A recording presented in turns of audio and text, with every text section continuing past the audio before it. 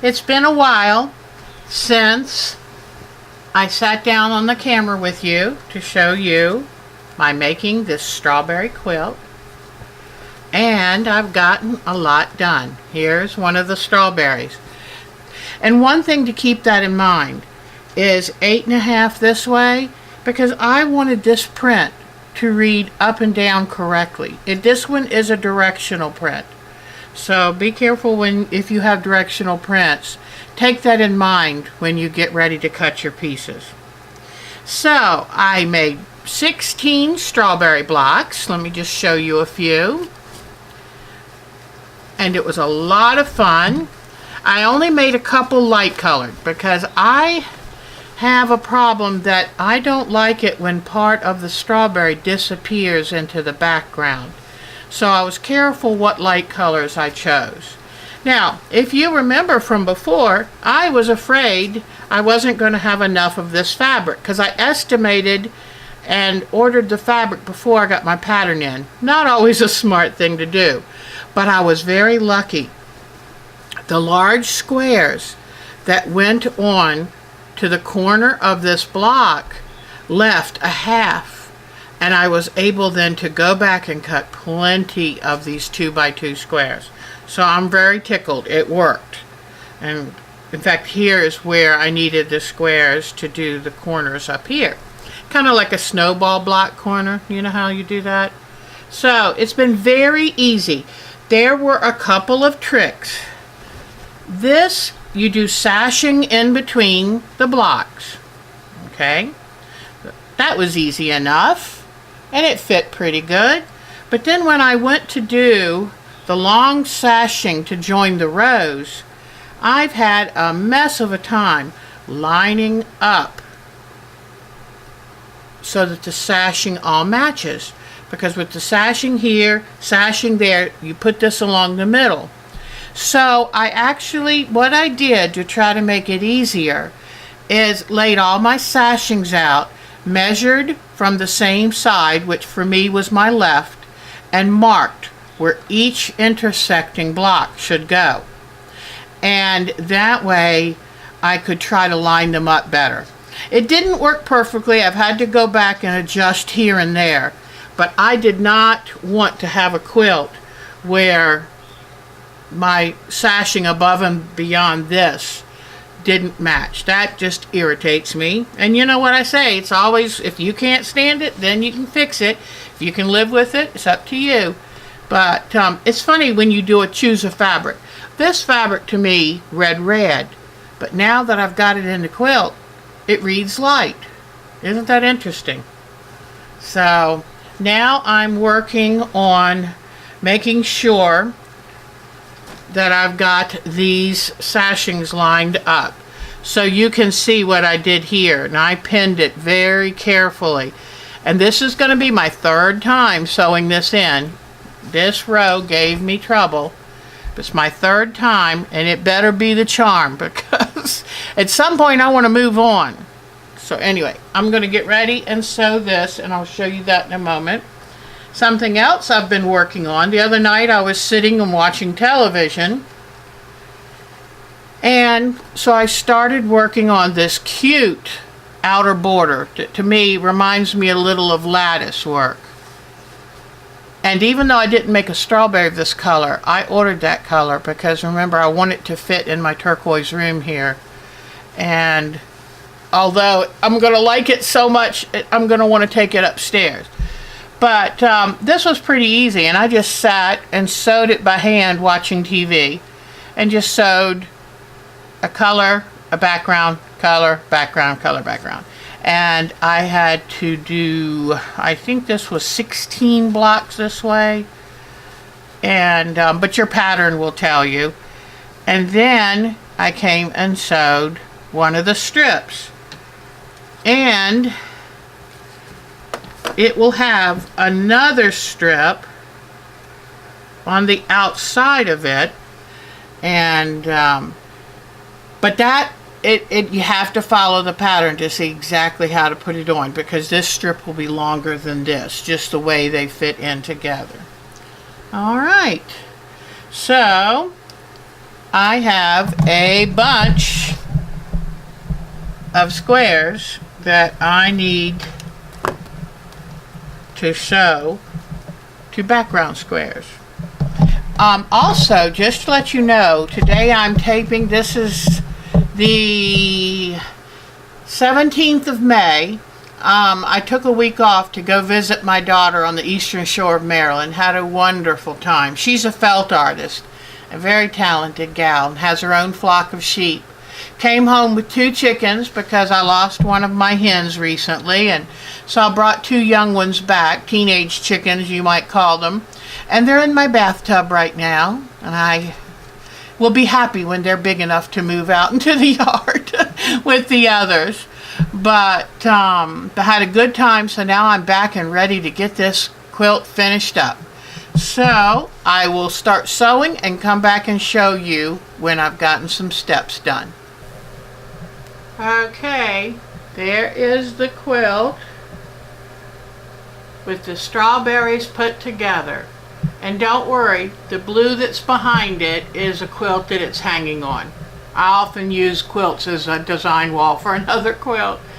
But anyway, I have to now make the borders and sew them on. But I think it's worth the time I took to straighten out the rows of strawberries. So just remember, lay your sashing out and mark exactly where the intersection is so you can get them lined up.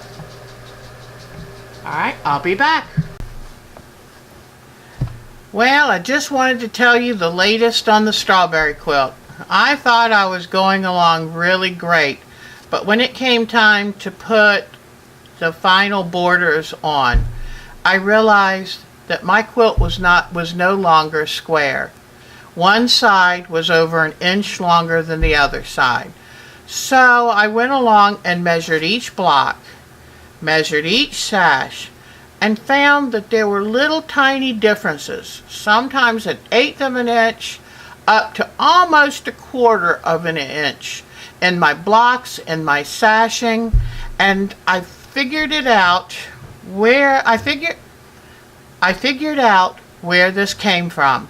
It came from sewing a lot of the block work upstairs on my Juki sewing machine and then coming downstairs and sewing it on my Elna. What ends up happening is every machine's 1/4 of an inch is slightly different from another machine's 1/4 of an inch. It could be that your 1/4 of an inch foot, the blade is bent out a little bit, giving you a larger 1/4 of an inch, or it could be on certain machines you sew a scant 1/4 of an inch. Well, I figured out that these blocks have 4 to 5 seams in them. And if you're off 1/8 of an inch on each seam, that adds up to over 1/2 an inch per block that you could be off. So that brings me to this week's tip, which is it's really better that if you start sewing a quilt on one machine, stick with that machine. Now that might sound simple and very logical, but what happens is if you go to a class and you take your travel machine, like most of us, you want to come home and use your wonderful machine that has the extra features. But you've got to remember to check your 1/4 of an inch, because they do vary from machine to machine. And check your 1/4 of an inch as you sew. If you're like me and you're so excited to see it come together, you don't always pay attention to the fine details. And this is a quilt that, although it is simple, it takes attention to an accurate 1/4 of an inch, because everything builds on everything else. So now what I'm doing is measuring each block and each sashing, opening it up, and correcting my seam allowance. This is not what I planned to do. I thought it would be on the frame by now. But you know what? This quilt's going to be seen by a lot of people, and I'm going to teach it, and I want it to be the best quilt I can make before I teach it to someone else. In fact, I tend to be an impatient and excited quilter. I'm outcome focused, not process focused. I'm a better teacher than I am a quilter, honestly, because I can tell you what you should do, but I get so excited, I don't often take the care that needs to be done. But you know what? I'm growing as a quilter. Even though I've been doing this for years, it's still time to improve your quilting skills. And that's exactly what I'm doing, is growing as a quilter, because I do love this. Hello again. I have been working on the strawberry quilt, and you might be disappointed I've gotten a lot done without filming it. I think mainly because I hate putting on makeup and doing my hair, and so I just needed to get this done. But anyway, don't want to scare children. Here's what I've got so far, and I'm really happy with it. Really happy with it. And I love how I used a different green. I used a batik for the top of the strawberries. And I like it better than the fabric that was recommended with the pattern because it gives a definite star on top. And I just think that is so, so cute. And I think I told you I had a problem with trying to get the sashings lined up. And I tried measuring them. But some I just had to rip out and do a couple times because even though I measured from one end of the sashing where every next row should fall, they just didn't always line up. And so one of them is still not perfect, but I've got to be honest. I have made a promise with myself, and that is I rip it out 3 times and that's it. If it doesn't look right, then too bad. I'm moving on, because I used to rip it out and try again until I really kind of unraveled the fabric. It looked a mess. So I have a 3-time rule. And so you will see, let me see, right here. This intersection right here. So let me hold it up for you. And it doesn't quite match, and it's a little narrower. But you know what? This is where Alex Anderson said if you can't see it from the back of a galloping horse, it's good enough. So I've got half of my trellises on.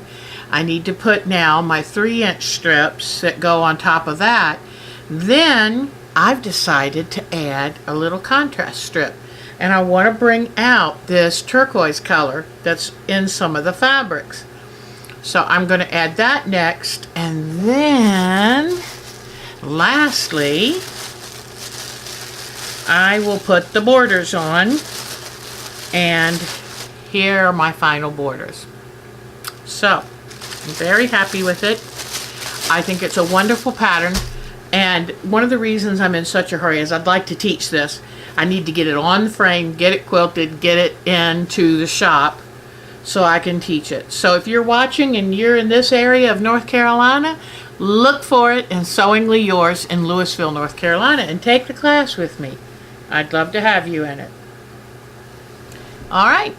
Now, so I'm going to, one thing I wanted to mention, please.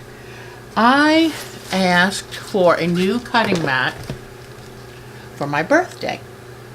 I asked for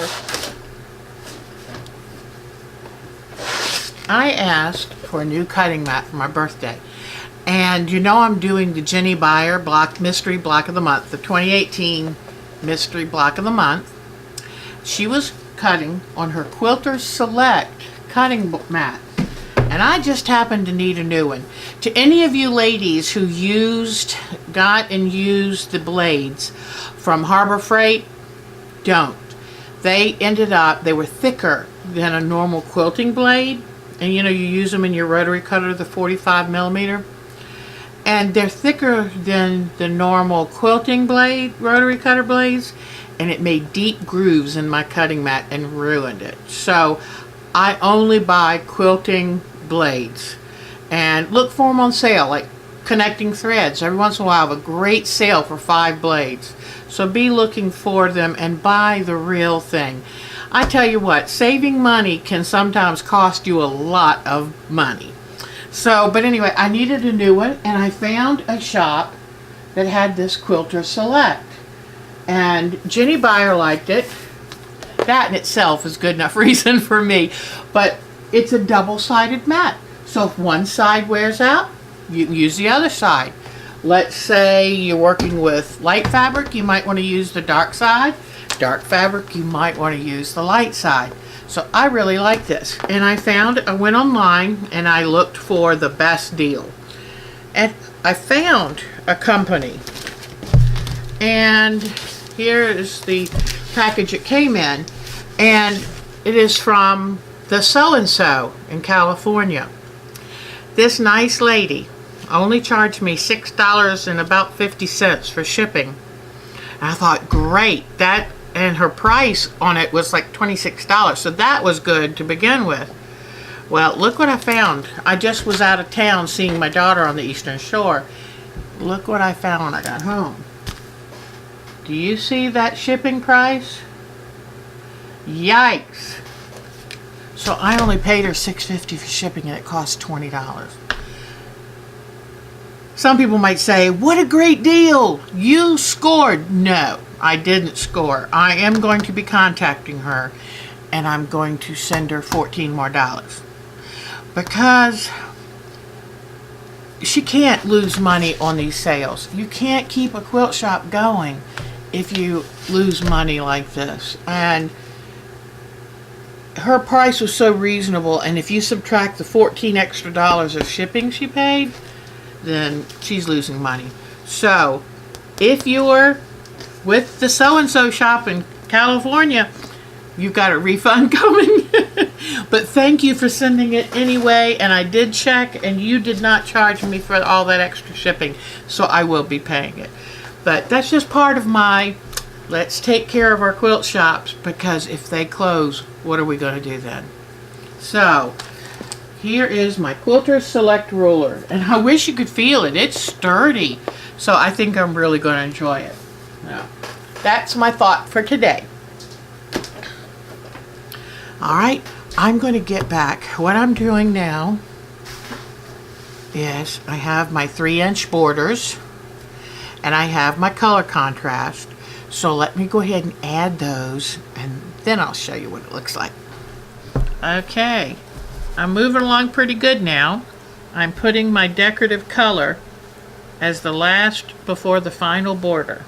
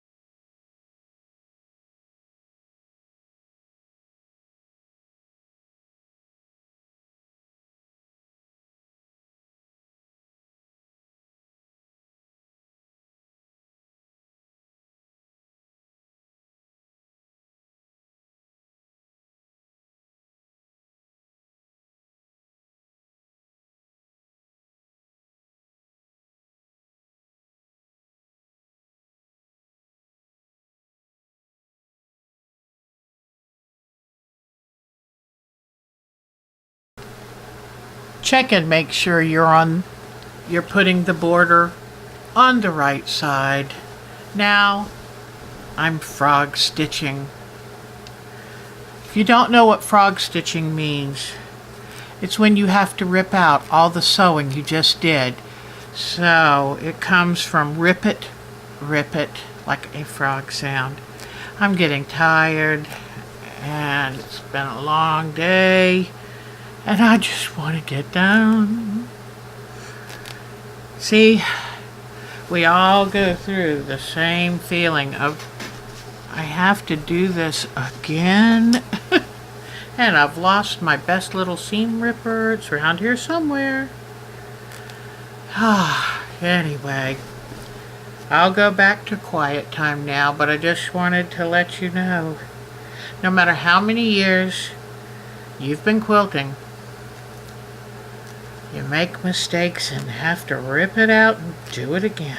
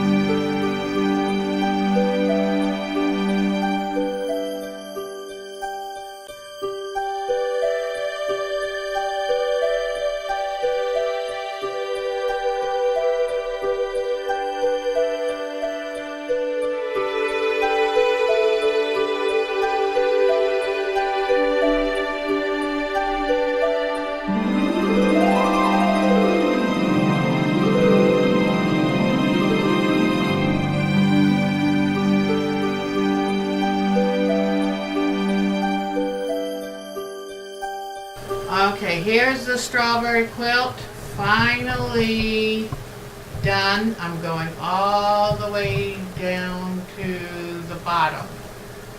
So now to get it on the frame.